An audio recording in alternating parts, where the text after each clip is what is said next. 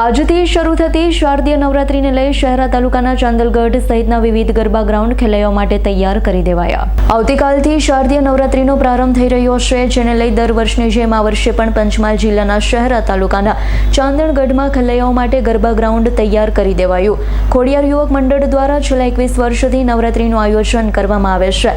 ગરબા મહોત્સવમાં શહેરા તાલુકા સહિત પંચમહાલ, મહીસાગર અને દાહોદ જિલ્લામાંથી પણ ખેલૈયાઓ મોટી સંખ્યામાં ગરબા રમવા આવતા હોય નવરાત્રી 9 દિવસ માતાજીની પૂજા અર્ચના તેમજ આરતીમાં મોટી સંખ્યામાં લોકો જોડાતા હોય અને આરતી બાદ ગરબાની શરૂઆત કરવામાં આવતી હોય છે। ખેલૈયાઓની ગરબાની રમઝટ બોલાવવા માની આરાધના કરતા હોય છે। રોજે રોજ જુદા જુદા ગાયક કલાકારો પણ પોતાના મધુર કંઠે દેશી ગીતો ગાય ખેલૈયાઓને મનમોહિત કરી દેતા હોય છે। સાથે જ ગરબા મહોત્સવમાં ગરબા રમવા આવનાર ખેલૈયાઓને કોઈ તકલીફ ન પડે તેનું ખાસ ધ્યાન રાખી આયોજકો દ્વારા તૈયારીઓ કરવામાં આવી।